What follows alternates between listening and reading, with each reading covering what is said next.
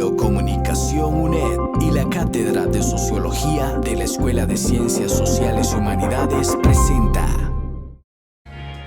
Me encuentro en la Facultad de Ciencias Sociales de la Universidad de Costa Rica y este es el monumento a la protesta, símbolo de la autonomía, de la libertad de expresión, todos ellos valores que consolidan la democracia y propician los cambios sociales.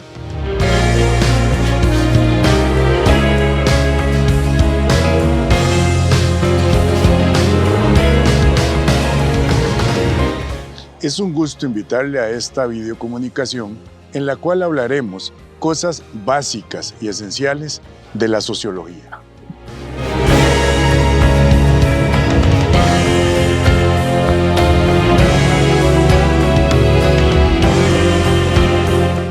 En la descripción del video podrá ver todos los detalles de los capítulos que componen esta serie.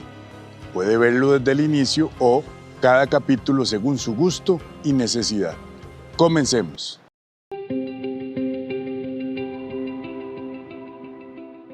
Saludos. Hoy hablaremos de Carlos Marx. Antes de entrar en detalles, les insto a ver en la descripción de este video el clip inicial de esta serie.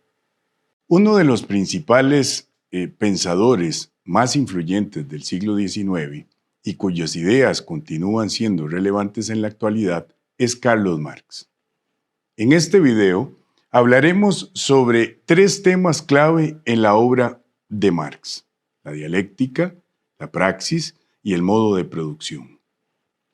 Comencemos hablando sobre la dialéctica. Marx era un seguidor de la dialéctica hegeliana, pero la adaptó a su propio sistema de pensamiento.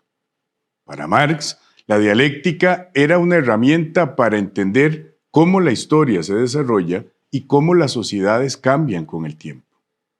Según Marx, la dialéctica implica un proceso de contraposición de fuerzas opuestas que dan lugar a una síntesis superior.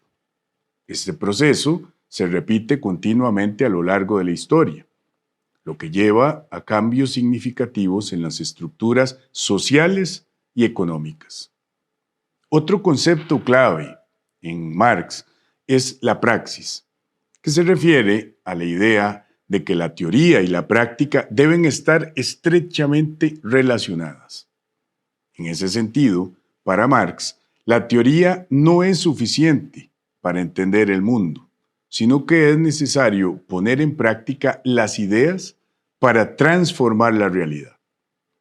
Es desde ahí que se puede afirmar que la praxis es fundamental para el pensamiento marxista, ya que implica la necesidad de la acción colectiva para lograr cambios significativos en la sociedad. Por último, hablemos sobre el modo de producción. Según Marx, las sociedades están organizadas en torno a un modo de producción determinado, que define la forma en que se produce y distribuye la riqueza. Marx identificó dos modos de producción principales en la historia: el modo de producción feudal y el modo de producción capitalista. Para Marx, el modo de producción capitalista es inherentemente injusto, ya que los trabajadores no perciben una compensación justa por el trabajo que realizan, sino que es el capitalista el que se queda con la mayor parte de la riqueza producida. Marx abogaba por un nuevo modo de producción, el socialismo, en el que los trabajadores tuvieran un control democrático sobre los medios de producción y, por ende, se distribuiría la riqueza de manera más justa. En resumen, Marx fue un pensador clave en el siglo XIX, cuyas ideas sobre la dialéctica, la praxis y el modo de producción siguen siendo relevantes en la actualidad. Su análisis crítico del capitalismo ha inspirado a muchas personas a luchar por una sociedad más justa e igualitaria. Esperamos que este video haya sido de utilidad para comprender algunos de los conceptos fundamentales de la obra de Carlos Marx. Gracias por ver.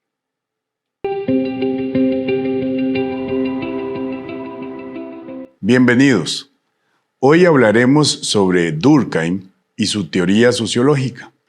Pero antes de entrar en materia, les invito a ver la descripción del video con el clip inicial de esta serie. Vamos a hablar sobre uno de los grandes teóricos de la sociología, Emilio Durkheim.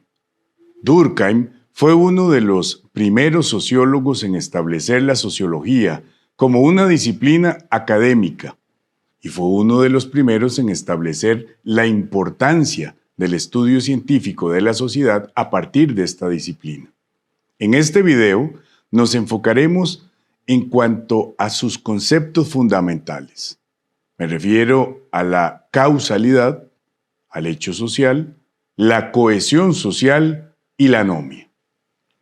Por causalidad, Durkheim creía que todas las cosas en la sociedad estaban interconectadas y que todo tenía una causa y efecto. Él sostenía que la sociología debía estudiar la sociedad de manera empírica y que los patrones de comportamiento humano podían explicarse a través de la causalidad.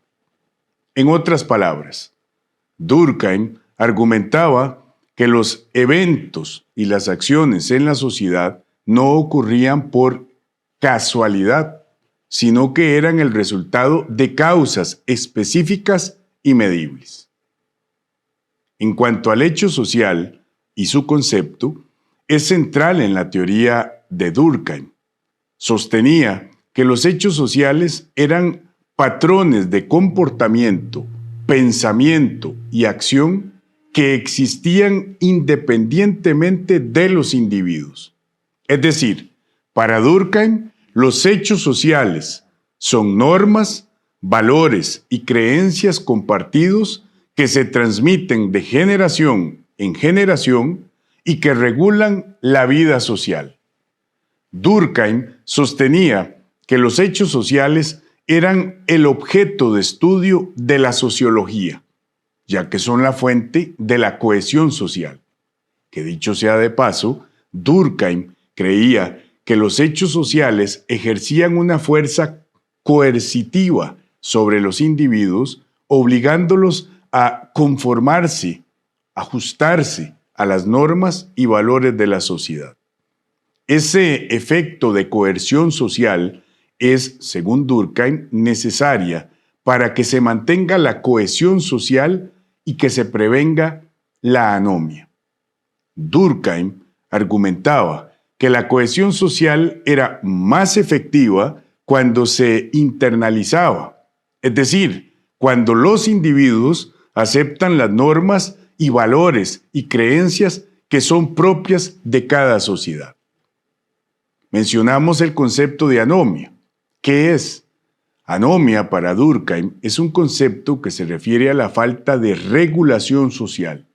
Según Durkheim, la anomia ocurre cuando los individuos pierden la conexión con esas normas, valores y creencias de la sociedad y se sienten desorientados. Van por el mundo sin dirección. La anomia puede ocurrir en momentos de cambio social rápido o en sociedades donde las normas y valores no están claramente definidos o son inconsistentes. Durkheim argumentaba que la anomia era una amenaza para la cohesión social y que la cohesión social es necesaria para prevenirla.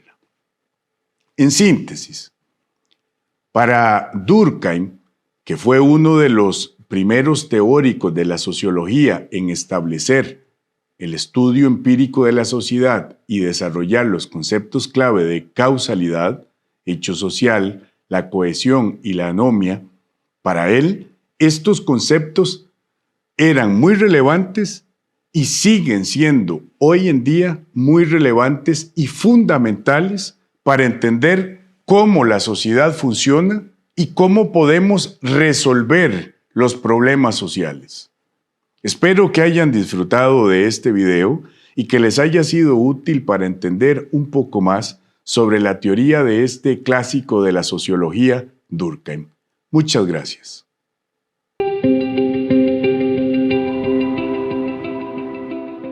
Continuamos.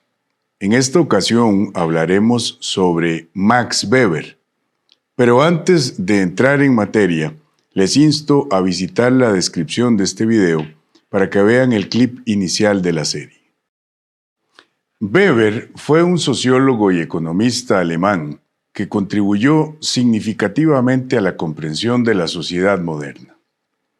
En este video nos enfocaremos en 3 de sus conceptos clave en el método comprensivo, el concepto de acción social y los 4 tipos ideales.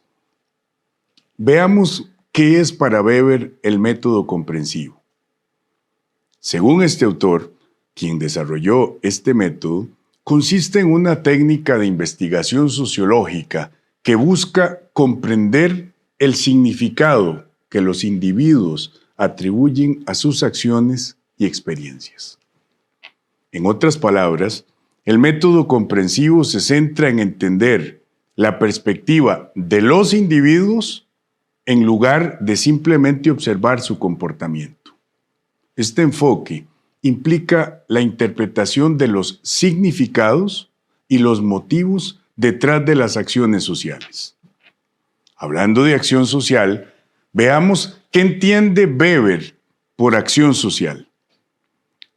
No lo entiende como cualquier acción que se lleva a cabo dentro de una sociedad, sino que la entiende como una acción que se lleva a cabo con intención de influir en el comportamiento de otros. Según Weber, la acción social puede ser racional o no racional y puede ser motivada por una variedad de factores, incluyendo la emoción, el interés propio o la tradición. La acción social es una parte fundamental de la vida social y es a través de ella que se establecen y mantienen las relaciones sociales. Dentro de esto, Weber estableció 4 tipos ideales de la acción social, que permiten ayudar a comprender e identificar los patrones de comportamiento en la sociedad que hacen los individuos. Estos 4 tipos ideales de la acción social con respecto a los fines, con respecto a los valores, con respecto a lo afectivo y con respecto a lo tradicional. Cada uno de estos tipos ideales representa una forma pura de acción social y puede ser utilizada como un modelo para analizar el comportamiento humano en la vida real. Acción racional con respecto a fines, que es el primer tipo ideal, nos implica, según el autor, que este tipo de acción se lleva a cabo con el objetivo de lograr un resultado específico. Por ejemplo, una persona puede estudiar con el fin de obtener un título universitario y mejorar sus perspectivas de carrera. El segundo tipo de acción social es acción social con respecto a valores. Este tipo se lleva a cabo porque la persona cree que es lo justo o lo correcto. Está ligado a sus valores.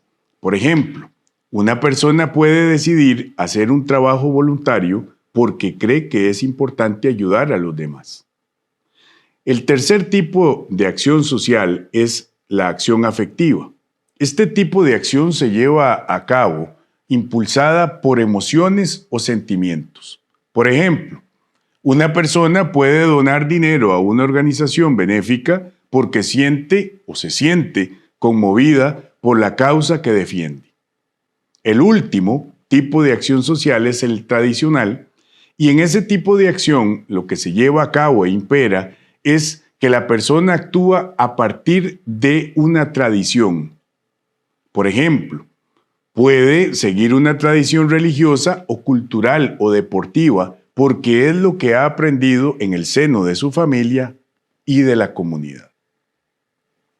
En resumen, Max Weber fue uno de los teóricos más influyentes de la sociología y sus conceptos del método comprensivo, la acción social y los 4 tipos ideales siguen siendo fundamentales para entender cómo funciona la sociedad moderna.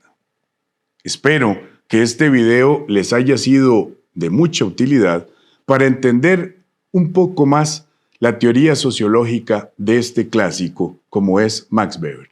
Muchas gracias.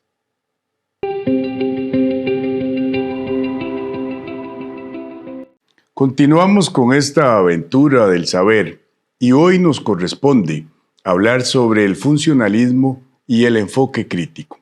Pero antes de entrar en materia, les invito a ver la descripción de este video en donde aparece el clip inicial de toda la serie. En este video vamos a hablar sobre 2 enfoques importantes en la sociología: el enfoque funcionalista y el enfoque crítico. Ambos tienen diferentes perspectivas sobre cómo funciona la sociedad y cómo se pueden abordar los problemas sociales. En ese sentido, vamos a explorar esas 2 perspectivas y comparar sus diferencias y similitudes. El enfoque funcionalista es una teoría sociológica que se enfoca en cómo las diferentes partes de la sociedad trabajan juntas para mantener el equilibrio y la estabilidad. Los funcionalistas creen que cada parte de la sociedad tiene una función específica y que todas las partes juntas forman un sistema social completo. Esta teoría se centra en cómo la sociedad se organiza para cumplir sus necesidades básicas y cómo se mantiene el orden social. Por su parte, el enfoque crítico es un enfoque sociológico que reside o pone énfasis en el poder, la desigualdad y la injusticia en la sociedad. Los críticos creen que la sociedad está marcada por la lucha de poder y que las desigualdades en la riqueza, la clase social, la raza, el género, son una fuente importante de conflicto social. Este enfoque busca entender cómo se produce y mantiene la opresión en la sociedad y cómo se pueden lograr cambios sociales para eliminar la opresión y la desigualdad. En cuanto a diferencias y similitudes, una de las principales diferencias entre estos 2 enfoques es la estabilidad social versus el cambio social. Para los funcionalistas, creen que la sociedad está equilibrada y que el cambio solo debe ocurrir de manera gradual, mientras que los críticos creen que la sociedad debe cambiar rápidamente para abordar las desigualdades y la injusticia social. Además, los funcionalistas tienden a centrarse en las instituciones sociales, como son la familia, la religión, mientras que los críticos se centran en las estructuras de poder, como el Estado y las corporaciones. Sin embargo, ambos enfoques comparten algunas cosas. Ambas reconocen que la sociedad está formada por diferentes partes y que esas partes están interconectadas. Además, tanto el enfoque funcionalista como el enfoque crítico se centran en la sociedad en su conjunto, en lugar de centrarse en los individuos específicos. En síntesis, el enfoque funcionalista y el enfoque crítico son 2 enfoques muy importantes dentro de la sociología, porque ofrecen perspectivas distintas sobre cómo funciona la sociedad. El enfoque funcionalista se centra en la estabilidad social y en cómo las partes de la sociedad trabajan juntas para mantenerla, mientras que el enfoque crítico se centra en el poder y la opresión dentro de la sociedad y busca los cambios sociales que deben ser propiciados para abordar estas desigualdades.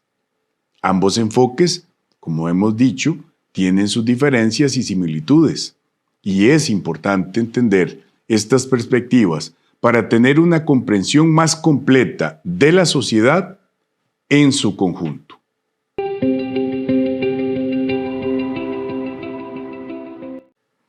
Bienvenidos una vez más. Hoy hablaremos sobre el proceso de sociabilidad y su relación con las normas, valores y creencias. Pero antes de entrar en materia, les invito a ver la descripción de este video para el clip inicial de la serie. En este video vamos a hablar sobre el proceso de sociabilidad y cómo éste se relaciona con los mecanismos de interacción social, los valores, las normas y las creencias. La sociabilidad es una característica esencial de los seres humanos y es fundamental para nuestra supervivencia y bienestar. En este video exploraremos cómo se desarrolla el proceso de sociabilidad y cómo se relaciona este con las normas, valores y creencias. Los mecanismos de interacción social a los que hacemos referencia implican que la sociabilidad se basa en la interacción social y ésta se hace como forma o las formas en que las personas se relacionan entre sí. Estos mecanismos incluyen la comunicación verbal y no verbal, la cooperación, la competencia y también el conflicto.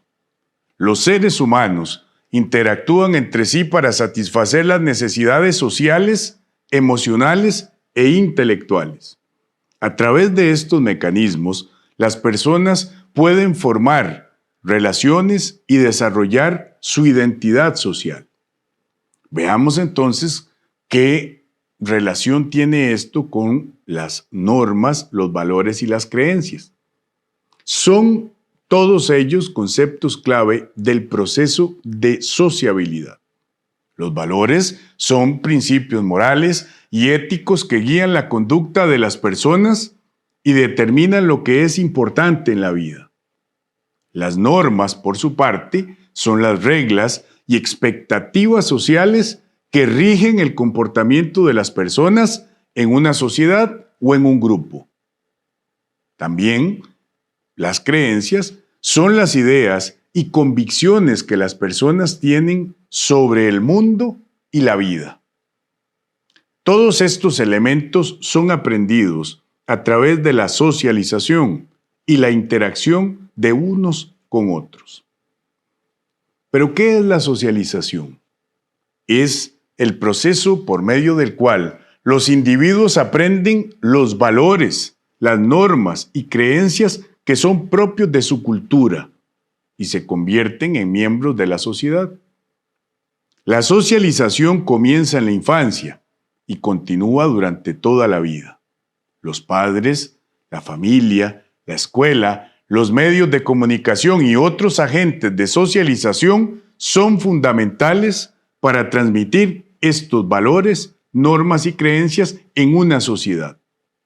A través de este proceso de socialización, las personas aprenden cómo interactuar socialmente y cómo comportarse de manera aceptable en su cultura. En síntesis, el proceso de sociabilidad se basa en los mecanismos de interacción social y está influenciado por los valores, las normas y las creencias de una sociedad. A través de la socialización, las personas aprenden cómo interactuar socialmente y cómo comportarse de manera aceptable en ese grupo social. Es importante entender cómo funciona este proceso para desarrollar relaciones saludables y significativas con los demás. Es fundamental también reconocer la importancia de estos valores, normas y creencias en la conformación de la identidad y el comportamiento de las personas dentro de la sociedad.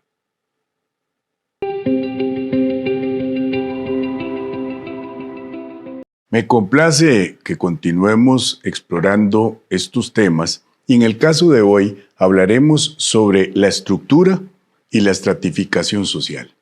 Pero antes de entrar en detalle, les insto a ver la descripción de este video para que los remita al clip inicial de toda la serie. Vamos a hablar sobre la dinámica de la estructura social y cómo se relaciona con la superestructura y la clase social. Para empezar, vamos a explorar la definición de estructura social y superestructura para luego ver cómo se relacionan con la teoría de clase social. Además, vamos a discutir la premisa de Wallerstein que afirma que todas las sociedades están estructuradas y estratificadas. Comencemos. La estructura social se refiere a la forma en que las instituciones, organizaciones y grupos se relacionan entre sí y con los individuos en una sociedad.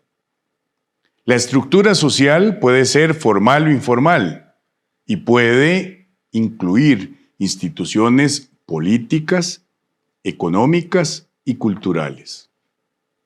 En general, la estructura social es la base sobre la que se construye la sociedad, mientras que la superestructura se refiere a las ideas, los valores, normas y creencias que forman la cultura de una sociedad. En ese sentido, la superestructura es un reflejo de la estructura social y está influenciada por ella. Es decir, la superestructura incluye instituciones culturales como es la religión, el arte, la literatura, la filosofía, la educación y los medios de comunicación. La teoría de clase social se basa en la idea de que la estructura social se divide en clases que se definen por su relación con los medios de producción. Según esta teoría, las clases sociales están formadas por grupos de personas que tienen intereses y condiciones de vida similares.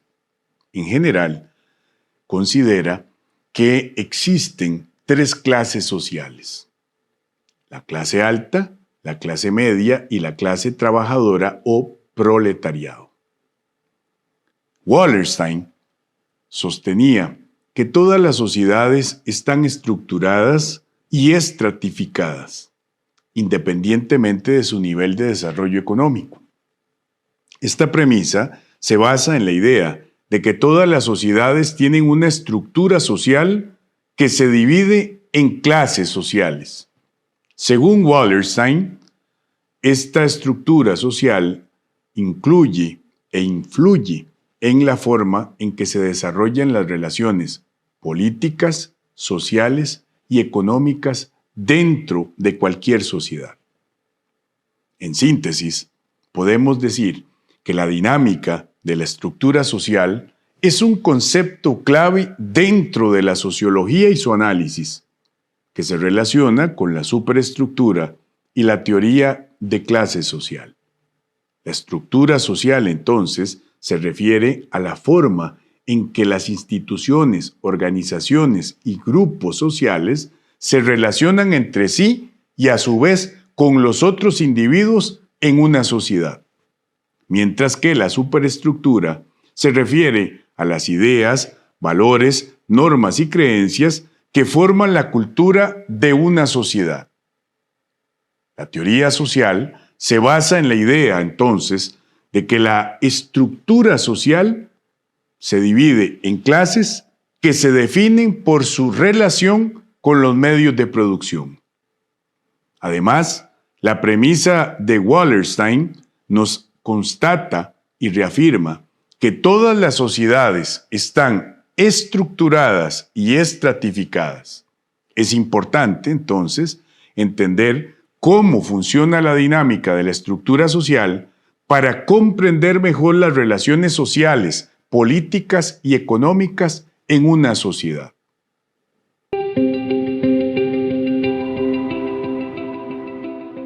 Hola, Hoy hablaremos sobre el tema de la legitimación y el control social. Antes de entrar en detalle, les invito respetuosamente a que vean la descripción de este video en el que aparece el video inicial de esta serie. Vamos a hablar sobre los procesos sociológicos de legitimación del sistema social y cómo se relacionan con el control social y el concepto de hábitos según Bourdieu. Para entender mejor cómo funciona este proceso, primero debemos definir qué es la legitimación del sistema social y cómo se relaciona con la sociedad en general. Legitimación del sistema social remite o se refiere al proceso mediante el cual se establece la autoridad y la aceptabilidad del sistema social en una sociedad. Este proceso implica la aceptación y la justificación de las normas, valores y prácticas sociales que se consideran apropiados en una sociedad. Por tanto, la legitimación del sistema social se logra a través de varios medios, como es la educación, los canales de comunicación y las instituciones sociales, religiosas, educativas, entre otras. Por su parte, el concepto de control social se refiere a los mecanismos utilizados por la misma sociedad para regular el comportamiento de los individuos y garantizar la conformidad de los individuos hacia esas normas y valores sociales. Los mecanismos de control social pueden ser formales o informales y pueden incluir sanciones positivas, es decir, recompensas, o sanciones negativas, llamémosle castigos. Algunos ejemplos de mecanismos de control social son la familia, la escuela, la policía y las leyes. Dentro de esta dinámica y entramado que he venido desarrollando, rescatemos el concepto de Bourdieu del hábitus. Para él, el hábitus se refiere a las disposiciones y hábitos adquiridos a través de la socialización en una determinada sociedad. El hábitus incluye e influye en las formas en que los individuos perciben, piensan y actúan en el mundo. En general, se considera que el hábitus es el resultado de la interacción entre la estructura social y las experiencias individuales. Recapitulemos. Los procesos sociológicos de legitimación del sistema social son fundamentales para la estabilidad y el funcionamiento de una sociedad. El control social es uno de los mecanismos utilizados por la misma sociedad para regular el comportamiento de los individuos y garantizar la conformidad de los individuos a esas normas, valores y reglas sociales. Por otro lado, el concepto de hábitos de Pierre Bourdieu nos permite entender cómo los individuos se socializan en una determinada sociedad y cómo esto influye en sus formas de pensar, percibir y actuar en el mundo. Es importante entonces que comprendamos estos conceptos para entender mejor cómo funciona la sociedad y cómo se establece la legitimidad dentro del sistema social.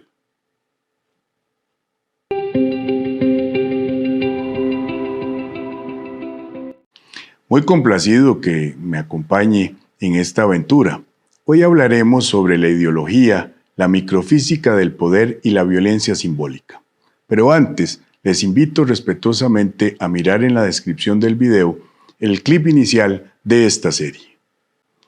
Hablaremos sobre la ideología y su papel dentro de la sociedad, así como de la microfísica del poder de Michel Foucault y la violencia simbólica como mecanismo sociológico. Para entender estos conceptos, primero debemos definir qué es la ideología y cómo se relaciona con la sociedad en general. Ideología se refiere a las creencias, valores y supuestos que se utilizan para justificar y mantener una determinada estructura de poder en una sociedad.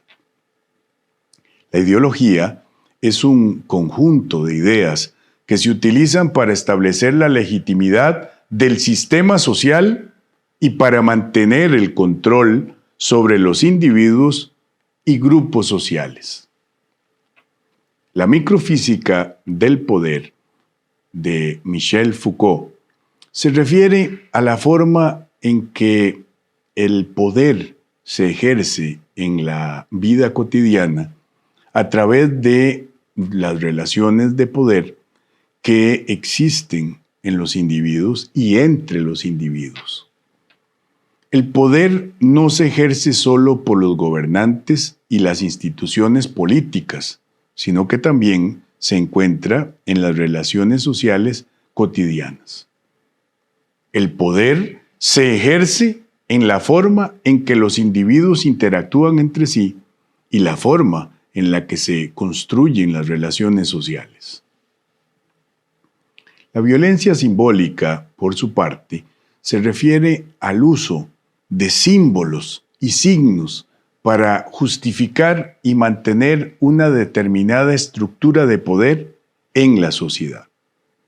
La violencia simbólica se ejerce a través de la cultura, la educación y los medios de comunicación y se utiliza como una forma de crear una falsa conciencia en los individuos acerca de la naturaleza de las relaciones de poder dentro de una sociedad.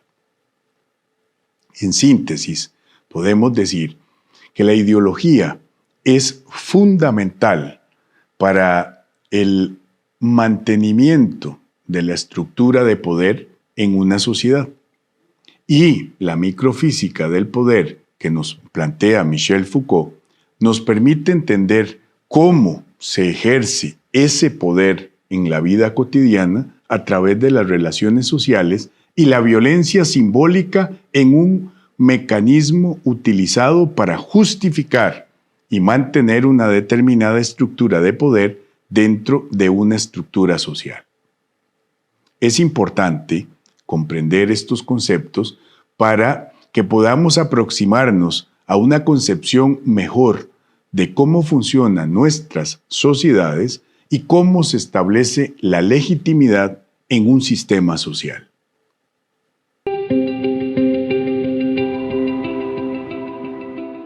La globalización y la identidad cultural son de mucha relevancia actual. Por tanto, no son ajenos al análisis sociológico. Les invito a ver un extracto de la entrevista que hice al filósofo Arnoldo Mora Rodríguez. Sean bienvenidos y bienvenidas todos y todas a esta serie que desde la Escuela de Ciencias Sociales y de la Cátedra de Sociología en particular hemos venido realizando. En ese sentido, les invito para que vean el primer capítulo de la serie, en el cual aparece el directorio que nos muestra todos los temas que a lo largo de esta serie vamos a ir tratando. Entrando en materia, el día de hoy nos ocupa hablar sobre la globalización, los derechos humanos, el medio ambiente y sobre todo la parte de lo de el desarrollo y las perspectivas del desarrollo social y crecimiento económico, no solo en el país, sino a nivel mundial. Para ello, nos engalana contar con el distinguido filósofo y reconocido don Arnoldo Mora Rodríguez, quien muy gentilmente nos ha aceptado participar con nosotros y compartir con nosotros y con todos ustedes, los estudiantes de la escuela, en este encuentro y diálogo que tendremos de manera fecunda. Sin más introducción, deseo pues darle la bienvenida a don Arnoldo, agradecerle su anuencia y pues aunque no necesita mayor presentación, pues todo el mundo lo conoce, pues me gustaría brindarle inicialmente un espacio pues para unas palabras iniciales de su parte. Bueno, con mucho gusto. Buenos días o muy buenas tardes, de acuerdo con la hora en que me escuchen. Me siento muy honrado de poder iniciar este diálogo, que es una especie de reflexión sobre temas de actualidad que nos conciernen a todos. Porque la principal, y desde ahora lo digo, la principal característica de la política actual es que ya no hay políticas locales ni políticas regionales. Cualquier tema o cualquier conflicto, sobre todo, inmediatamente trasciende el ámbito mundial. O sea, ya somos humanidad, ya no somos humanidades, la humanidad dividida en pedazos, ya somos una unidad, ya un solo destino. Ese solo destino, por desgracia, comenzó frente a nuestra capacidad de destrucción. La especie sapiens tiene la enorme capacidad espantosa, horrible, del suicidio colectivo. Eso, un filósofo como Sartre lo vio claramente cuando él dijo, agosto de 1945, Hiroshima y Nagasaki representan un cambio cualitativo en el concepto de política. A partir de ahora, los dirigentes políticos no son más que los guardianes de la ley. Lo estamos viendo en Ucrania, lo estamos viendo. O sea, la humanidad, por desgracia, le gusta caminar al borde de la vida. Y así estamos. Y resulta que en 1970, por ahí, lo que se llamaba el Club de Roma, lanza un libro que se llama The Limits of the Growth, los límites del crecimiento, en que plantea por primera vez un cuestionamiento de lo que era el gran orgullo de la humanidad después de la Revolución Francesa, la Revolución Industrial. Cómo la Revolución Industrial tiene límites. O sea, no podemos tener un desarrollo industrial a la loca. Todavía el siglo XIX era optimista porque creían que los recursos eran infinitos. Claro, eran infinitos porque la población de la humanidad llegaba a 1.000 millones, ahora somos 8.000 millones. Y en segundo lugar, porque la capacidad tecnológica era mucho más limitada. Ahora tenemos la capacidad de destruir todos los recursos humanos y no solo eso, sino que se están destruyendo, los estamos destruyendo y no movemos. Entonces, el espectro de la muerte, el apocalipsis, se debe, o por razones estrictamente de poder político, geopolíticas, porque ahora lo que tenemos es geopolítica, y a ello me voy a referir. Cuando hablo de geopolítica, no hablo de territorios, no hablo de recursos naturales. El control fundamental, el que domina la humanidad, es el que domina las vías de comercio. Y eso se hace en los océanos globales. Cuando usted explota algo, tenemos lo que economía política se llama valor de uso. Valor de uso es explotar, poner a trabajar, explotar los recursos de las minas, de los suelos, del campo, de las cosechas, etc., por lo que Marx llamaba el reino de las necesidades. Porque la gente necesita comer, vestir, etc. Pero desde el momento de coger esas mercancías y las mete en un barco, deja de ser de valor de uso, convierte en valor de cambio. Es decir, ahí interviene la ley de la oferta y la demanda, la ley del mercado. Agradezco nuevamente su compañía. Como pudo verse, son temas de mucha importancia que requieren un tratamiento mayor. Por ello, les insto para que vean en la descripción el detalle de la conversación completa. Muchas gracias.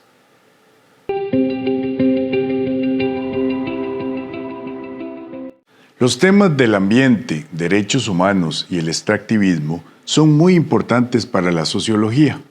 Sobre ello, conversé con el sociólogo Roberto Ayala Saavedra y les invito a ver un extracto de la entrevista.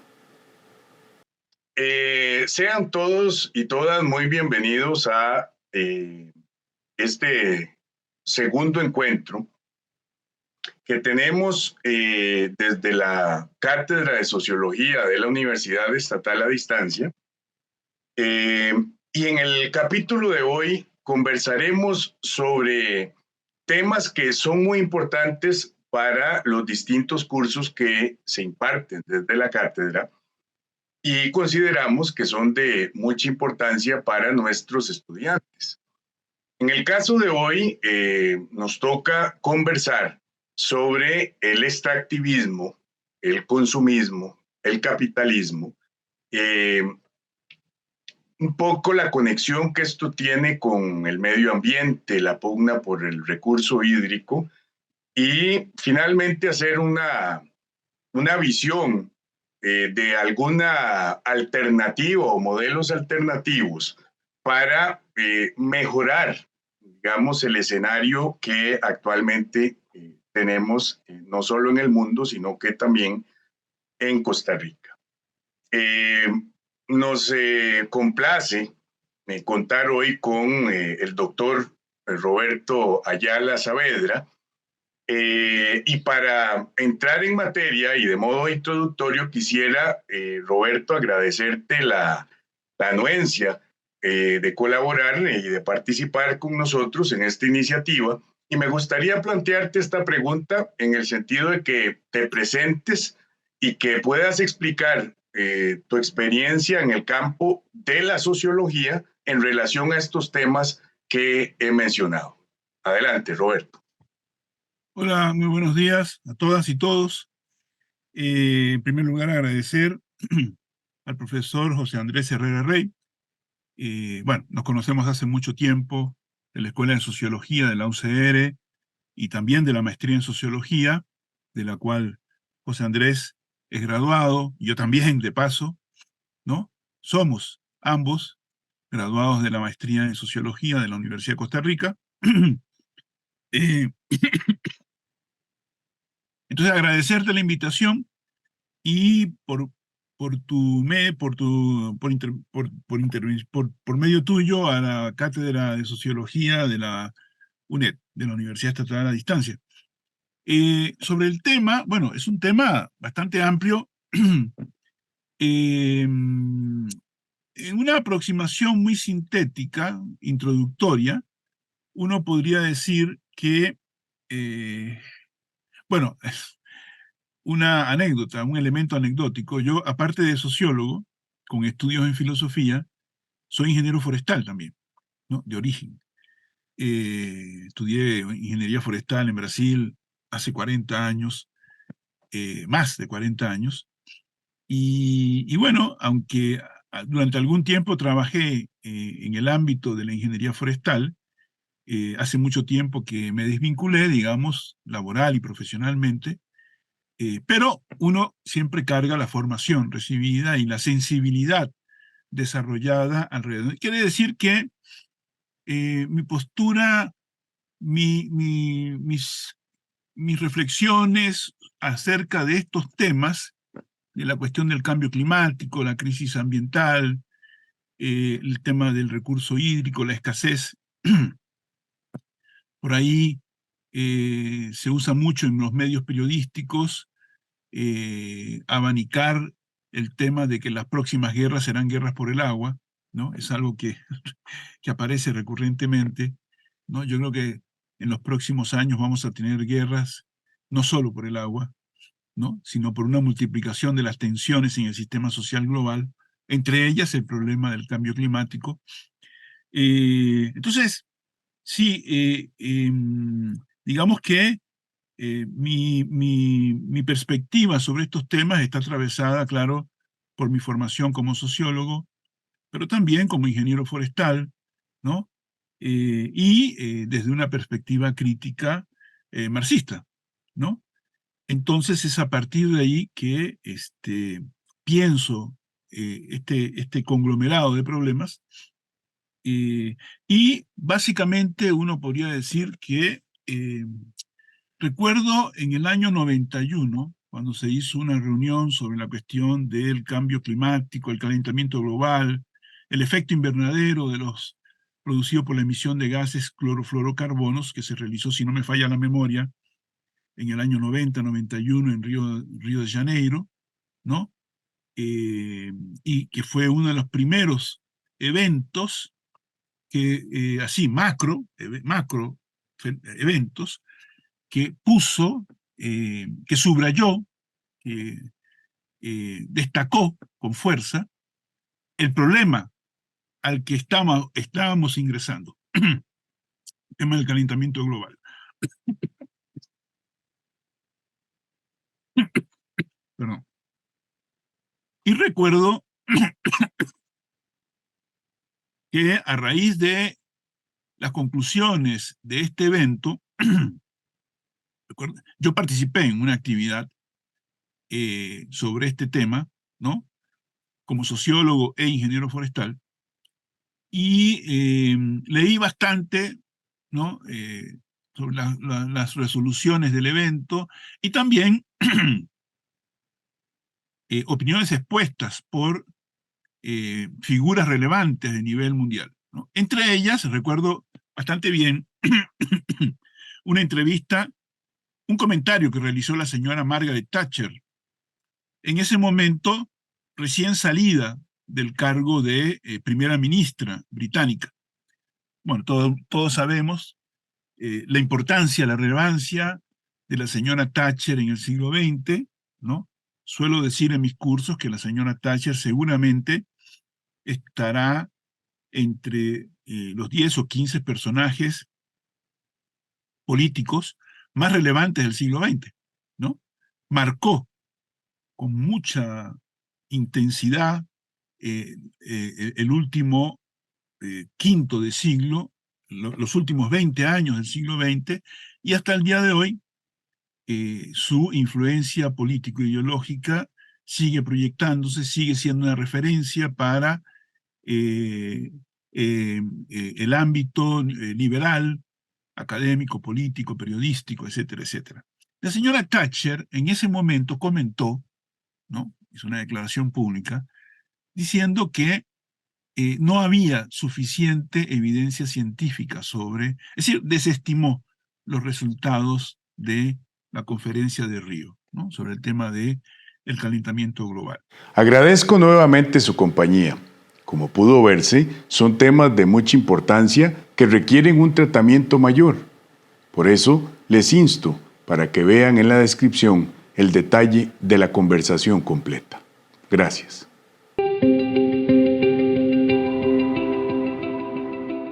Los derechos humanos, los derechos de la mujer, así como los de las minorías diversas y de las personas discapacitadas, poseen gran relevancia actual. Les invito a ver un extracto de la entrevista que hice sobre este tema a la socióloga y colega María Flores. Sean bienvenidos y bienvenidas todos y todas una vez más a este espacio que desde la Universidad Estatal a Distancia y particularmente de la Cátedra de Sociología hemos hecho para nuestros estudiantes del curso Perspectivas Sociológicas de la Realidad Contemporánea, pero que también sea un insumo para los otros cursos que desde la cátedra se imparten. En el día de hoy nos toca conversar sobre un tema muy importante, que es los derechos humanos, los derechos de la mujer, los derechos de las minorías LGTBIQ+, y también de un tema de los derechos de las personas migrantes y con discapacidad. Para conversar sobre este tema, tenemos el grato honor y placer de contar con la doctora María Flores Estrada, quien gentilmente nos ha accedido a colaborar con este espacio. Y quizás, a modo de bienvenida, María, quisiera hacerte, digamos, pedirte que te presentes y que nos digas un poco cuál es tu relación y sensibilidad ante estos temas que te he mencionado. Bienvenida. Bueno, muchas gracias, José Andrés. Y saludo en primer lugar a todas las personas que estén viéndonos. Yo soy doctora en Estudios Sociales y Culturales por la Universidad de Costa Rica. Tengo una maestría académica en Sociología y egresada de la Escuela de Filosofía de la Universidad del doctorado de la Escuela de Filosofía de la Universidad de Costa Rica. Soy feminista, es lo que puedo decirte en el sentido de que para mí ha sido fundamental luchar por los derechos de las mujeres a lo largo de mi vida. A veces de un modo más intuitivo al comienzo y posteriormente con más formación y estudios. Entonces, como comprenderás, el feminismo tiene todo que ver con los derechos humanos. El feminismo no lucha únicamente por los derechos humanos de las mujeres, sino promueve los derechos de todas las personas, pero centrándose obviamente en los derechos de las mujeres. Muy bien. Quisiera, para ir, como dicen, entrando en materia, hacerte algún par de preguntas a nivel introductorio, como para que vayamos adentrándonos en ese escenario que pretendemos trabajar hoy en este coloquio, en este espacio. Y sería, ¿cuáles son los principales desafíos a los que se enfrentan los derechos humanos en la actualidad, según tu criterio? Sí, yo te diría que podemos agruparlos en dos grandes desafíos. Uno es comprender el momento global que estamos viviendo, que ahorita me voy a referir a eso, y el otro es comprender en qué etapa de la guerra cultural, porque yo creo que estamos viviendo una guerra cultural, estamos en este momento, ¿verdad? Con respecto al primer punto, vivimos un momento de transición, como ha habido muchísimos en la historia humana, fundamentalmente por dos crisis. Una es el cambio de la revolución tecnológica, técnico-científica, ¿verdad? Que es el sustento de la economía y la trastorna completamente. Y el otro es el cambio cultural debido precisamente al avance de los derechos humanos. Agradezco nuevamente su compañía. Como puede verse, son temas de mucha importancia que requieren un tratamiento mayor. Por ello, les invito para que vean en la descripción el detalle de la conversación completa. Muchas gracias.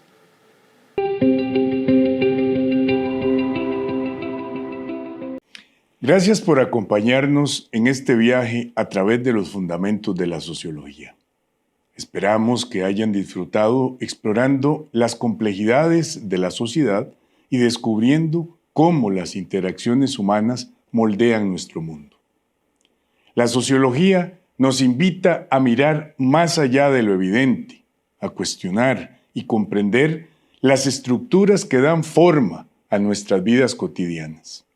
A medida que profundizamos en los conceptos clave, hemos descubierto la importancia de la empatía, la diversidad y la justicia social. Recuerden, la sociología no es solo un conjunto de teorías, sino una herramienta poderosa para comprendernos a nosotros mismos y a los demás. Nos desafía a pensar críticamente, a derribar barreras y a construir puentes hacia un futuro más inclusivo. Si bien llegamos al final de esta serie, los animo a seguir explorando, a hacer preguntas, a participar activamente en el diálogo social.